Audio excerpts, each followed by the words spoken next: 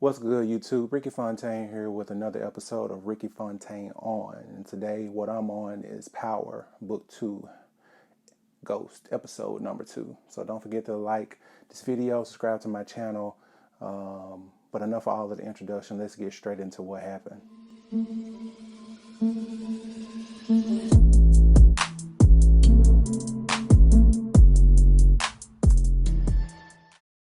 So after a bombshell that was dropped at the end of episode number 1, we find Tasha talking with McClane and his new lead investigator, Paula. New character alert.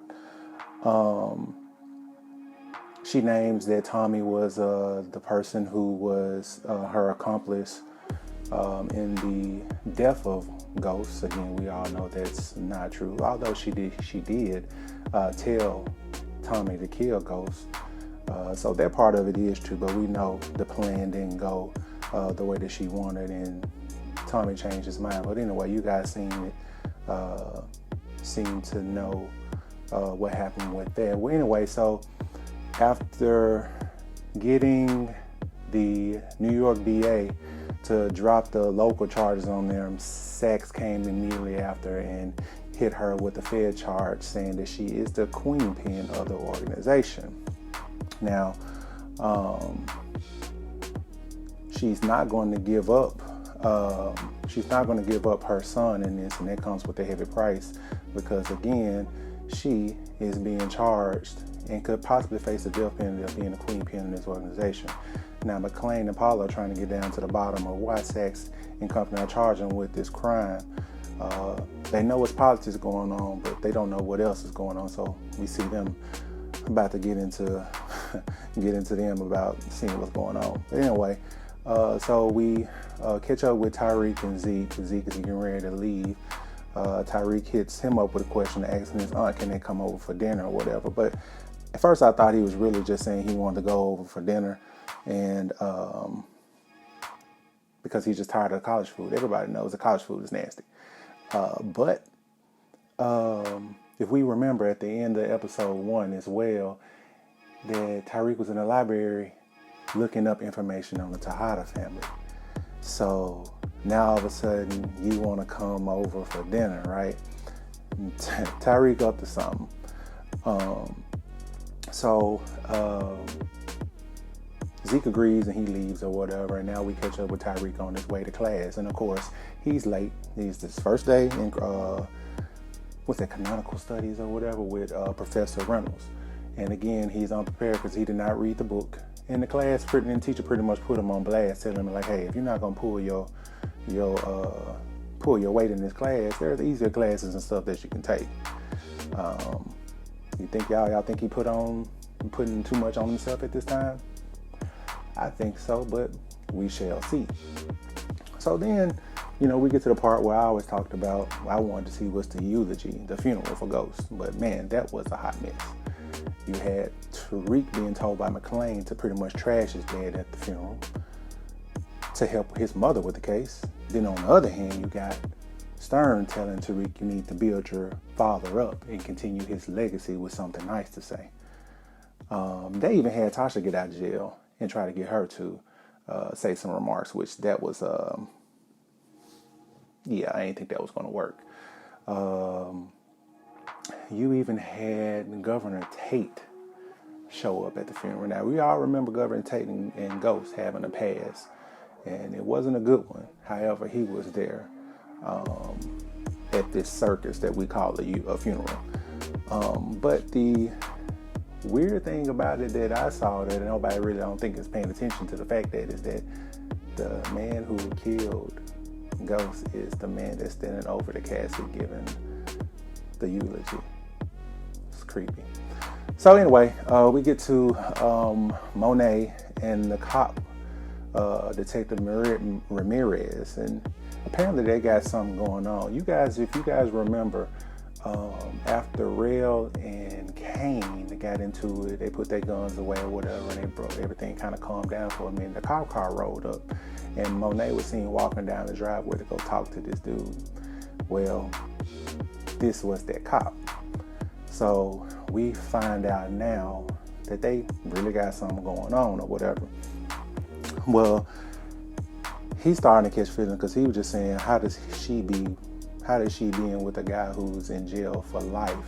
Why is she still with him or whatever? And she just says she wants somebody to protect him. And that name, Lorenzo Tejada, got clout and he just don't. So you see there's some friction and stuff there. And also she's keeping this relationship a secret because she gets texts or whatever on her phone and she sees somebody's on the way home. And she tells him he has to hurry up and leave because her kids and stuff are coming home and she doesn't want them to find out about it, especially Kane. What's up with that? I guess Kane doesn't like police officers or whatever. So we're gonna see what that's all about. So we go to a scene with Sax and a guy in the office with Mock and Ock. Mock and Ock, that's so crazy. Mr. Mock, John Mock, and the DOC attorney, Ott or whatever, and they all talking about continuing to prove that Tasha is the queen pin of this organization. Sax is telling them that y'all know damn well this girl ain't got nothing to do with it. Okay? But because Mock can't get the ghost, and Ghost is dead now, somebody has to take this fall. I mean, they've been after the St. Patrick's for a while. And since they can't get Ghost, and the DOC, the DNC, Democratic Nomination Committee or whatever it was, they want to clean his name up so bad that they willing to put everything off what he did on Tasha. Somebody has to take the fall. And Sax not with it because they can't really prove that she is. And then they like, you can't prove that she isn't. So all you have to do, throw some charges and stuff her way and show that she has something to do with that. And they're gonna go ahead and lock her up, man, she would be sentenced to death pretty much. But on the other side, while they're doing that, McClain and Paula, the lead investigator, are talking, and she's basically telling him, you need to get away. You need to leave this shady case right now because this ain't no good. But McClain has found a way to pretty much say that if we can get to the New York District Attorney, the lady, her name is Jenny Sullivan, if they can get her to testify that she was forced to drop local charges for them to blow up the case when she dropped it to bring Tasha up on Fed charges, that the judge can see that something is not right here and they can drop the charges against Tasha. So they do that. They bring Jenny in for questioning and whatever, and everything kind of works out. She pretty much tells the truth, you know, that she was forced to do that. And it was close. It was close to McClain actually getting those charges dismissed and stuff against Tasha. But however, Sax being Sax, he can be a dummy, but he can be smart at the same time. So he had something up his sleeve by bringing in Detective Blanca. Yeah, you guys remember Blanca. She was the one that pretty much was after Ghost the last season, Ghost and Tasha and the last season. She actually was the one she was the arresting officer who arrested Tasha for the murder of Mr. James St. Patrick, aka Ghost. So he called her to the scene. He called her on the stand, in the office with the judge, and you can tell something was up because he put her to a point where it was like, answer the question yes or no. And he asked her questions that were basically yes. Her answer was yes, but it was a but behind every one of them. No, but, yes, but. He was just like, keep it to a yes or no. She know that he's shady. They had history and stuff in the past, but yet and still, the judge used everything that she said in the yes or no form and decided to keep the charges and stuff on Tasha, and then they'll just go to trial. Well, Detective Blanca was like, look, when we do go to trial, please make sure I get on the stand because this dude Sax is dirty, and that's kind of opened up McClain and I know that we on the right path. So we go away from that, and head back to the school where we check in with our dear old friend, Professor Milgram. Now, Carrie, this girl different, okay? We find out, which is something that we caught from the first episode, that there's more to meet the eye with her and Professor Reynolds. They had a heated debate about the welfare of Tariq and how, as a black man, he is not getting the respect he's due, yada, yada, yada, whatever. But anyway, it came down from them getting heated about Tariq to them putting their relationship, but I would change the IP to IT, into the situation. And then they boning on to this. Weird. Very, very weird. And we find out after that she has a thing called sex love addiction, because we catch her talking to her counselor at a bar or at a coffee shop or whatever, who's telling her basically, you're messing up, you're falling back into the same trap with Professor Reynolds, Jabari, and that she needs to stay as far away from it as possible. Here's my crazy theory with that. Have y'all seen the way she acts with Tariq? Have y'all seen the way she talks to him? To me, I think with this, do your research on Love, Sex Addiction. The same stuff that they're saying about the love part is kind of rolling over to me into her relationship with Tariq. That's what I could be wrong, but you can see that. So anyway, we're gonna keep a lookout for that. So later on we see the Tejada family dinner. You got Drew there, you got Kane, you got Diane, you got Zeke, Monet, and you got Tariq. But dinner is crashed when we see Lorenzo's brother coming in, and Uncle Frank. And everybody's surprised to see Uncle Frank, because Uncle Frank has been in jail for a while. Uncle Frank was supposed to get out a couple of years after, but all of a sudden Uncle Frank is out. People are being suspicious about that. So she said they have a few words, but before he can get into the family secrets, Monet shuts everything down, shuts dinner down, gives everybody what they need to do. Diane, clean up.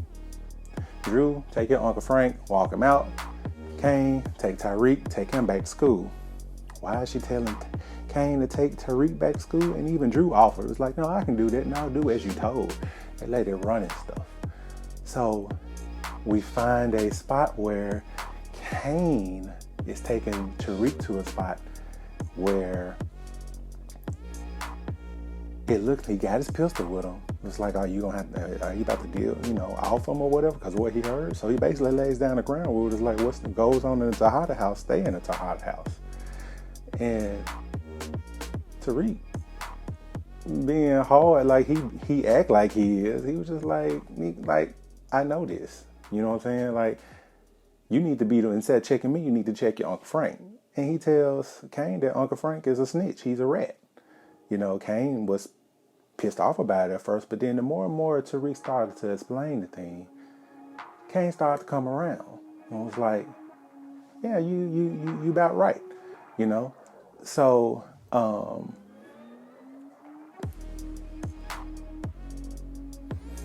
so you're about right. So they get into it, them having agreements or whatever, and Tariq shuts it down and was like, look, I got to take care of Zeke in order for me to take care of myself. And if y'all get hurt, I get hurt, because if y'all business hurt and it hurts Zeke, then it hurts me. And basically, we remember that Tariq can stay only if Zeke plays. He's almost off of academic probation, according to Professor Milgram. So that whole transaction was pretty crazy. But later, Kane comes back home, and Monet was pretty much coming to the same revelation that Tariq had And she was talking with Diane about Uncle Frank. She figures that he's a rat, but Kane comes in and confirms it. And she's just like, so this boy told you that? She's like, so how did he get to come over here? So she goes and asks Zeke, like, what do you know about him? Did he ask to come over, or you told him he'd come over? And Zeke was like, he wanted to come over. He asked. So she's already she's suspicious about something. So she's asking him to get more information on Tariq. She wants to know more about him.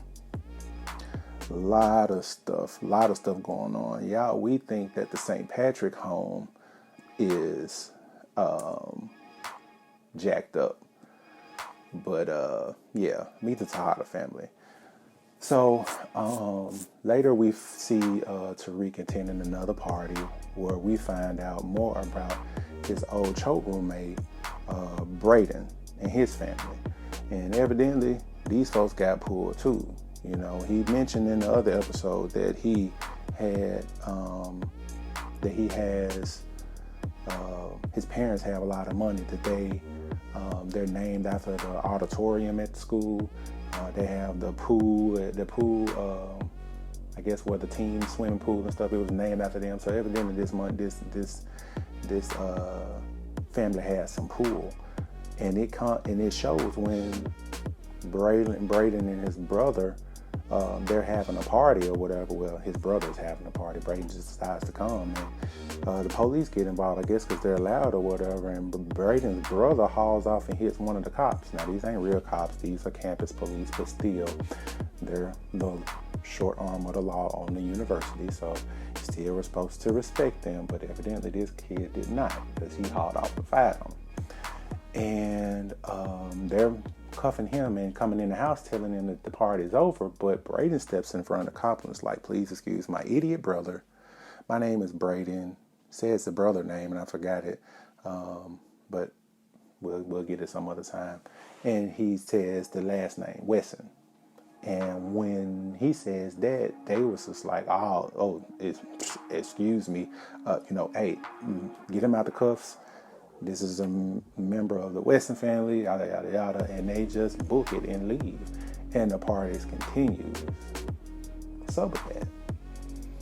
Tariq looks as he's impressed, like he has another avenue to do business or whatever. So you know his antennas are up, and now he's got the Tejada family, he's got the Wesson family. Braden is still kind of weird to me because he still wants to get back in on the pill stuff with Tariq, but he's so antsy at it. Why? Do we think the cops got him in the pocket and trying to do it? Because he just showed up back at the school. You was at Choate, and all of a sudden when Tariq comes over, you're at the school too. It's just me. I ain't read anything. I ain't saying anything. But y'all gotta see that it's a lot of stuff that's going on or whatever. But so we check back in with old Frank. So much for his freedom, because Kane and Drew pretty much take him out. We see Frank at a bar and he's getting a drink, and that was pretty much his last drink. Kane knocks him out. They take him to the